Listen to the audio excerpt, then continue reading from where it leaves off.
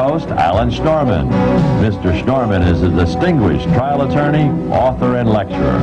Each week, Lawline will bring you the most knowledgeable experts in the field of law today.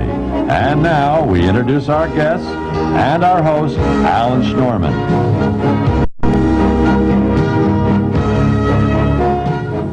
Welcome to Lawline. The vast majority of all negligence cases end up being settled, but often not before the trial stage. Today we'll look at the components necessary for a settlement and the role of the trial judge in facilitating a successful conclusion. Our guests are the Honorable Douglas McKeon, Justice of the Supreme Court, Bronx County, and Guy Smiley, an attorney who specializes in personal injury cases. Hello, Judge McKeon. Alan, nice to be with you. Hello, Guy. Alan, delighted to be here. Now, Judge, you sit in the trial part in Bronx County with the city. Exactly. You have hundreds, if not thousands, of city cases before you. We've had as many as 8,000 at times. 8,000 cases. What cases does the city decide before trial to settle, and which ones do they say, no, we'll take a verdict? Well, when all is said and done, Alan, most cases are settled. Some are more difficult to settle than others. Some are more controversial. Some have as issues in the case things that cause the city a problem in paying a lot of money. There's no magical formula really that goes into it. Obviously, when an Alan Schnorman or a Guy Smiley comes up and represents somebody, lawyers of your particular stature, a case is evaluated one way.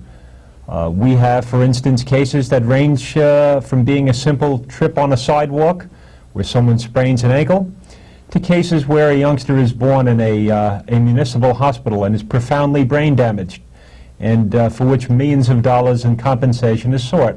So it's a very, very wide-ranging type of discussion. However, Judge, it's been said that the city will offer a less amount than if it was a private insurance company. Has that been your experience? I think that's true, for the reason that they are not an insurance company, and really they're controlling the citizenry's purse strings.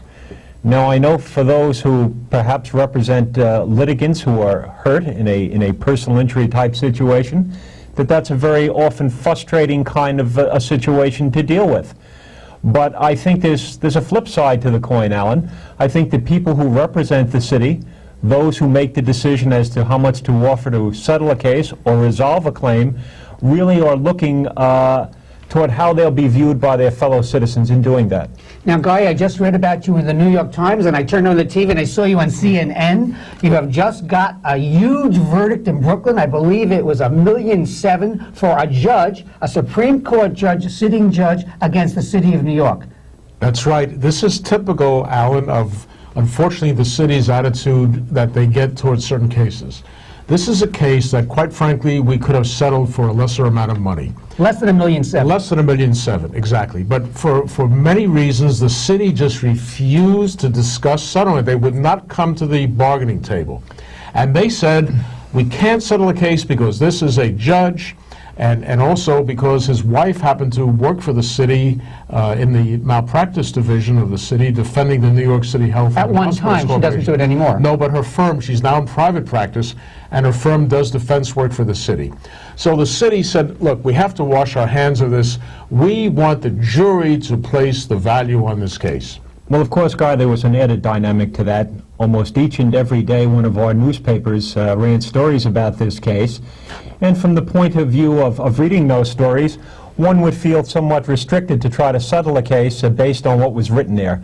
And I think, as I say, Alan, there's a human dynamic. You're dealing with human beings who do not want to be criticized for settling a case perhaps more generously than the public feels it should have been settled. But isn't there also, Judge, a problem in the sense that they don't want to be criticized theoretically by the public, but also isn't that they sometimes make bad business decisions? If they were a private insurance company, they would have had, shall we say, the guts to say, look, we have a problem with this case. This jury can really whack us pretty good. We can, as a business decision, negotiate a way out and save the taxpayers' money. And don't you find many times, Judge, they just don't do it? They get hit much harder, and in the end, it's the taxpayer that ends up paying more. Me? Yes, you. Guy, us. I think those representing the city in the personal injury litigation field have made a policy decision that they rather be hit for more money by a jury than to settle cases for the kinds of numbers that fellows like you and Alan Schnurman feel these cases are worth. And the overall goal that they're seeking to achieve is legislation that will put caps on municipal liability, legislation that will take claims against the City of New York away from juries and handle them like we handle claims with the State of New York Well, before that'd a be a judge. Absolutely. And so I believe that what they're trying to do today is to accumulate enough examples of bad jury verdicts to be able to persuade the legislature that we need help. Judge, don't you think the juries really know what is going on? Don't you think, by and large, with perhaps a few aberrations in the system, that the juries really do the right thing? I have found that to be the case. I've lost cases, and I've said, you know, I hadn't thought of that, but the jury thought of that. And, you know, I think, by and large, if I had to have a case tried, I'd rather have citizens do it than... He asked the question, then he answers it. Judge? I'm a great believer in the jury system, and the most pleasant part about dealing with jurors, Guy, is they come in with a degree of reluctance, they really don't want to be there, and then you see them getting interested in the case, becoming involved in the case, and invariably when you thank them at the end of a trial, as I do one-on-one, they tell you it's one of the greatest experiences of their lives. They've made new friends, they have new acquaintances, they just find it to be a very fulfilling experience. I've even seen some romance blossom in the jury room. But Guy, what happened in your case? I read in the Times that said you asked the jury for $1.5 million, Yes. $1,500,000, and they Right. gave you more than you asked for. Well, as the jury was out, I was thinking, you know, wouldn't it be a great fantasy, as in the Paul Newman movie, The Verdict, if the jury came back and said, Judge, can we award more than the plaintiff asked for? Never dreaming in a million years that this would happen. But it's a rarity. We selected a number that we felt was appropriate for the case, that would not offend the jury's sense of sensibility, and they made the call. I think part of it had to do with the fact that they may have been outraged at the city's defense. They called the judge a liar, the judge whom I represented, and I think He's they a took sitting offense to judge, that. a sitting- He's a sitting judge in the same courthouse as Judge McKeon. But you here. didn't try it in the Bronx. No, the city insisted that it be moved to another venue away from Venue where- meaning Brooklyn. Right, Brooklyn. So the case was tried in Brooklyn. Well, of course, we seek to keep a view of impartiality, and therefore these cases involving a judge, for instance, in the Bronx, would be tried elsewhere, so that there is I less to can criticize. understand the city's doing that, but Share with us. You have thousands of cases. How do you know what a case is worth? How do you know when the parties ask you, Judge, recommend a number for us to bring us together? Alan, I can't tell you as I sit here why a broken ankle is worth $50,000 rather than $35,000 or $75,000. What has happened over the years is that we've gotten a body of information, a body of decisional law that tells us this injury is worth that. I mean, the what- appellate courts. Invariably, it's the appellate courts, yes. And of course, it depends on the lawyer as well. I've settled cases with lawyers who are not of the level of a Guy Smiley or an Alan Schnurman for a lot less than I've settled the same kind of an injury with a different kind of a lawyer. And there is no magical formula. We have certain guidelines. There are certain adjustments that are made to a recommendation, and it comes with experience. It comes with doing it each and every day, as I've done for many, many years, and you begin to get a feel for it, an idea of what's necessary. But again, that comes with sitting and discussing, and I must say, knowing the law, being able to point out the pitfalls in somebody's case, knowing your customer. It's a negotiating session. It's nothing more than that. And when do you get a feel that you're close to a settlement? I mean, is it a fingertip sensation? It is in many ways. And of course, we talk about Judge Price's case, and it's a pending case, so I don't want to discuss it, but a case that has that kind of controversy to it is really a rare case. We're talking about the average kind of a case where somebody falls on a sidewalk. We know, for instance, in the case of a brain-damaged baby, what our appellate courts have said those cases are worth. We know what a bad fracture of an ankle is worth. We know what a knee injury is worth. And really, we're tinkering with those numbers and trying to make adjustments that bring about a settlement, plain and simple. All right, let's explain that to the viewing audience. If you get $1.7 million on a case, does that mean that's when you get a check the next day? Hardly. The city has clearly informed me the check is not in the mail. No, what happens typically, the city gets at least 3 bites out of the apple here. They will try to beat the case during the trial. That's 1 bite of the apple. They will make a motion, as they're doing in this case, to reduce the verdict or set it aside. By the judge? By the trial judge himself. Right. And then if they lose on that ground, they will go to the higher court, which is called the Appellate Division, consisting of a panel of 5 judges. And that's what Judge McKean meant as far as values. Even though a jury can give millions of dollars, many times, in many instances, although that's what you read in the newspaper, yes, that particular verdict is reduced, and in some cases reduced substantially. Yes, that can happen. That can happen. Even more interesting, Alan, is the fact that we have 2 appellate departments covering the city of New York, and the pronouncements for Brooklyn, Queens, and Staten Island are very often different than those affecting the Bronx and Manhattan. So there's a disparity even among counties as to what the cases Now, are of worth. course, what we're talking about, the Bronx and Manhattan are the first department. That's exactly And right. the rest of the boroughs are the second department. That's correct. Although I know we've had many judges from the second department appellate division, and they say, no, we are no different Well, except if you look than at the first department. all one has to do is That's, open the law books and look at the decisions. You will see They're more a very conservative? disparate difference. Yes, Is that much more the point? conservative. Why, I don't really know, but they are. Well, conservative from the point of view of an Alan Schnurman or a Guy Smiley. Now, they obviously disagree with that and don't consider themselves conservative. But I think as a general rule, the verdicts permitted to stand are more generous in the first department, Bronx and Manhattan. Guy, the judge brought up that the city would like to bring these cases away from a jury, bring it into a court, and in addition, put a cap on the amount of monies that an individual can receive for non-economic loss such as pain and suffering. What do you think of that? I think it's horrendous.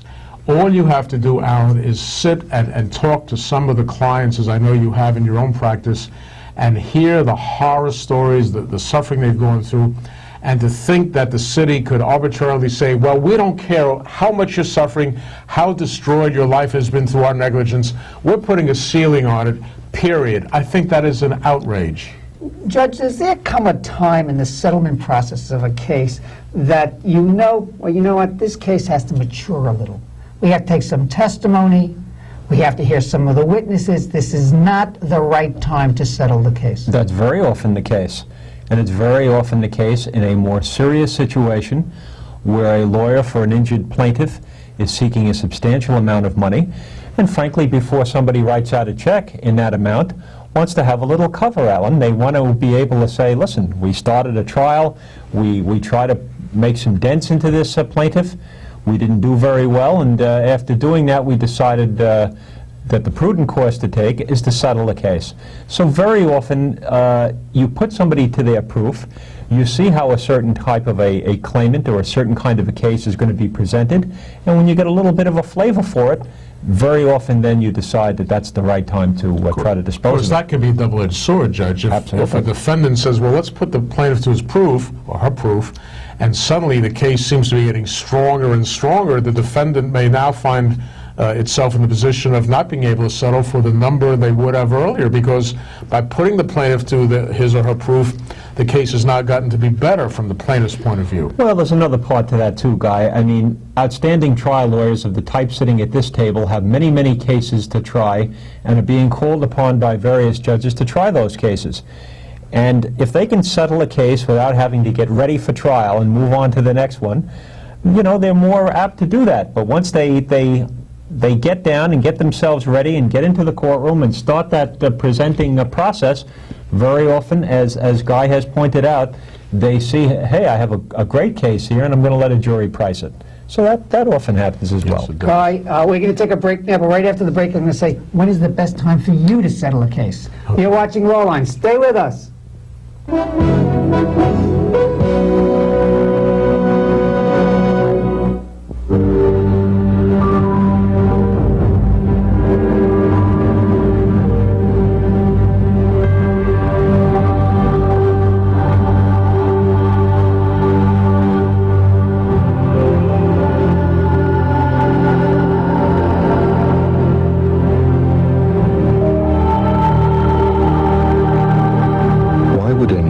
someone they don't know a gift. They do it because this gift saves lives. And the need for it is desperate. We need over 20,000 people to give this precious gift every day. Please give blood. There's a life to be saved right now. Call the American Red Cross at 1-800-GIVE-LIFE. Where's Michael? National Guard duty. Ah, bet he's just sandbagging. I don't think so. Sure he is. He left us with all the big fires to put out. Over 52% of our military is made up of the National Guard and Reserve. They serve in times of war and in times of disaster. And the jobs they perform are hard enough, without you making it harder. Well, let's hope he's ready for some late nights when he gets back. Please support your employees in the National Guard and Reserve.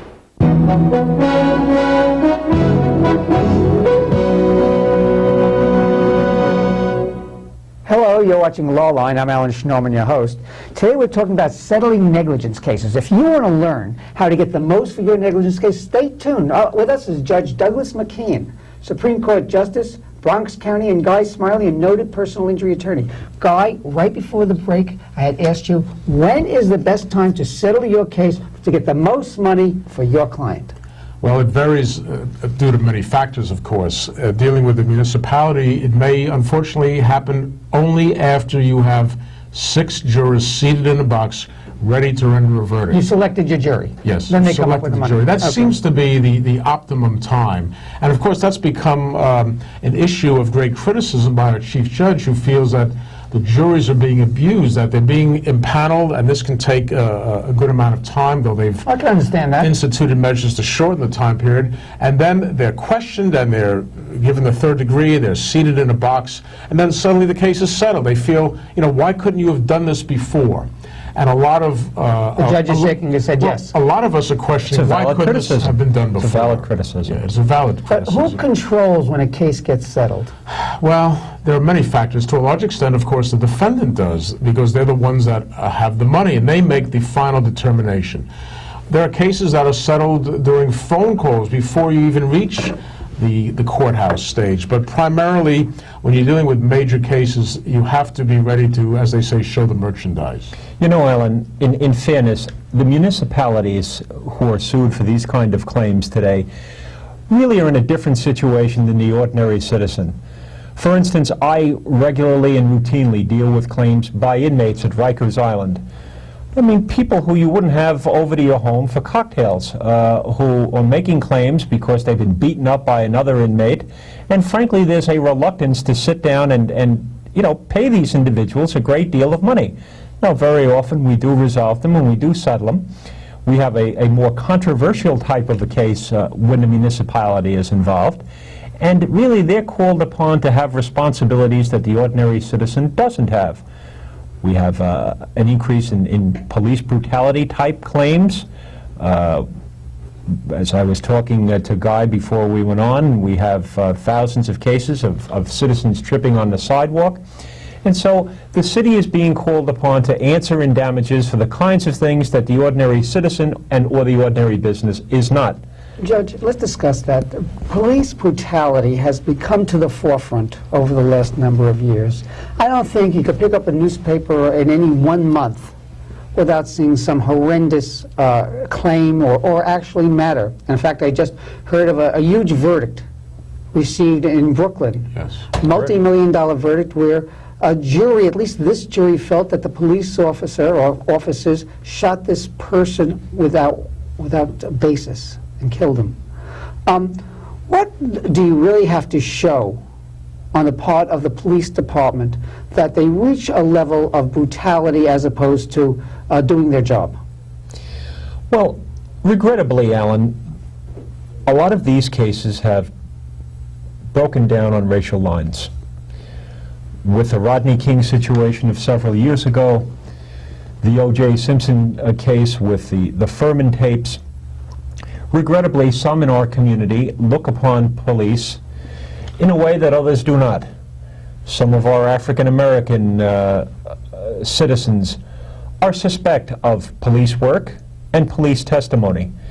And what we're finding is that, unfortunately, these cases, when tried, often have Caucasian police officers with a minority type of a defendant, and we're seeing that kind of unfortunate situation. To answer your question specifically, I mean, police are supposed to act reasonably. There are guidelines that are supposed to govern police work. Isn't part of the problem, this has been mentioned even by City Hall, that the police training may be not as thorough and adequate, and also the age at which these young people are becoming officers, they may be a little immature and literally shoot from the hip in some cases. How do you feel about that? Well, I know that's the argument that's very often made in these kinds of cases. But the reality of it is, Guy, that we find that a lot of officers who have been on the job for many, many years and have really been confronted with all kinds of different circumstances are those who are accused of these kinds of things. And the reason I know that is because I'm asked to do what we call it in camera, meaning the court performing an inspection of their personnel records, which is something that we do when claims are made that the officer has been kept on the force longer than he should have or she should have by reason of their poor performance. So it's really not the younger officer, at least in my experience, that's to blame for this. I think it's probably officers who have become hardened or, in many instances, just don't have the temperament to deal with the situation. Now, in fairness, there's a lot of officers who are wrongly accused just as well. Guy, let's get to just a little different topic and have to do with juries. Okay. Do you find that one county is better than another county? Well, if you're talking about from the point of view of, let's say, the plaintiff, generally speaking, I would say there is a difference, and that has to do with the makeup of the juries. I would find that Kings County and Bronx County, for example, the jurors in those counties, by virtue of their makeup, seem to be more liberal. They are more generous. More generous. Okay. That's a good I like calling something like what it is. Is it because it's more of a working class juror? I think that has a lot to do with it. I know, for example, when you get out to Westchester County or Nassau County, where you have homeowners, where you have people who are very concerned about insurance rates. What about Manhattan? Manhattan used to be known as plaintiff's country. I feel now with the expanded jury pool that it's changed. I think New York County has become conservative. Some of our, most of our African American and Hispanic jurors are more generous, and I can't exactly tell you the reason why. I think that it's a view of perhaps the downtrodden because of coming from poorer communities. You touched on something before, Alan, and Judge Kay, to her credit, has improved this whole process of selecting jurors, and we are getting more of a cross-section, I find, in the Bronx, and I guess Guy could speak to it in Brooklyn. We are getting some of the homeowners and business people who weren't serving on jurors. We're getting a good turnover of different individuals. But of course, you know what may be of interest in this regard?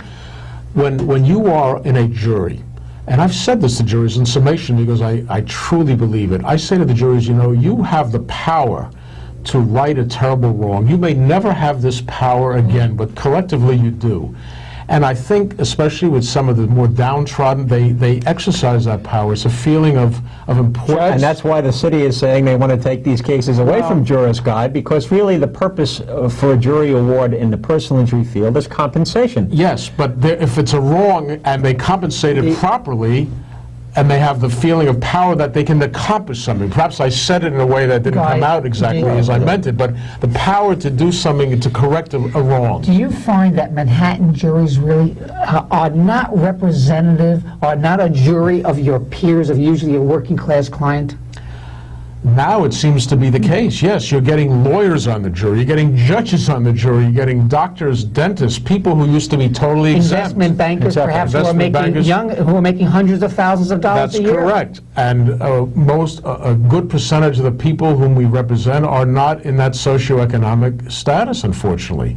And they are no longer really jurors of peers to that extent. And that may be reflective of the verdict. Ellen, there's an emotional dynamic to these cases, and Guy put his finger on it just a few seconds ago. This concept in some of our outer boroughs that you can right a wrong, and you do that by a generous award. That doesn't fly quite as well in Manhattan anymore, it strikes me. Again, for the reasons that Guy has stated, the type of person sitting there is of a more conservative nature and is less likely to give out a generous Judge, you award. have thousands of cases before you from the city, and there are parts like yours in Brooklyn, in Manhattan, in Staten Island, and Queens.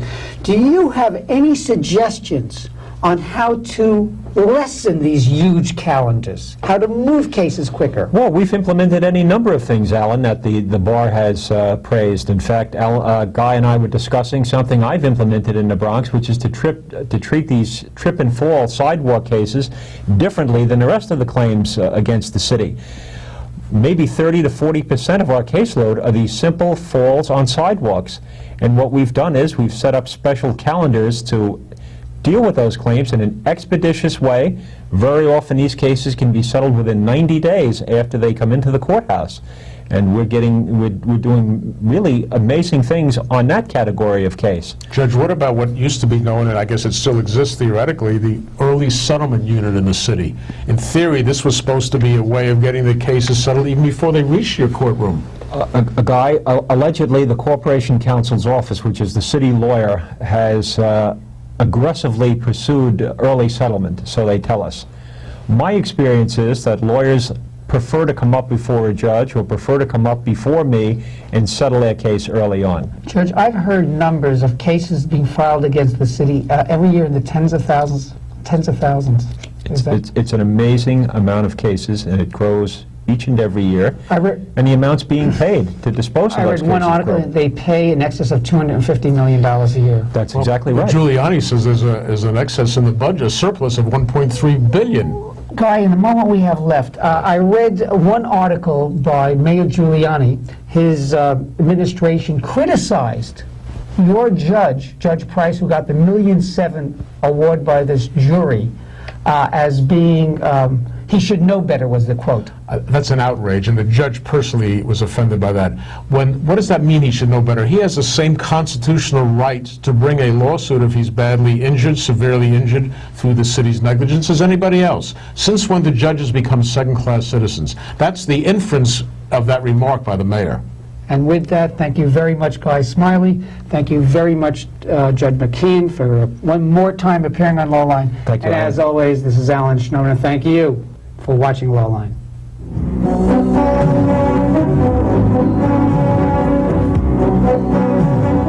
You have been watching Lawline with your host, New York trial attorney Alan Schnorman. Mr. Schnorman will be back with you next week at the same time. If you have any questions about this week's program, please write to Lawline, 63 Wall Street, New York, New York, 10005, or call area code 212-432-9111.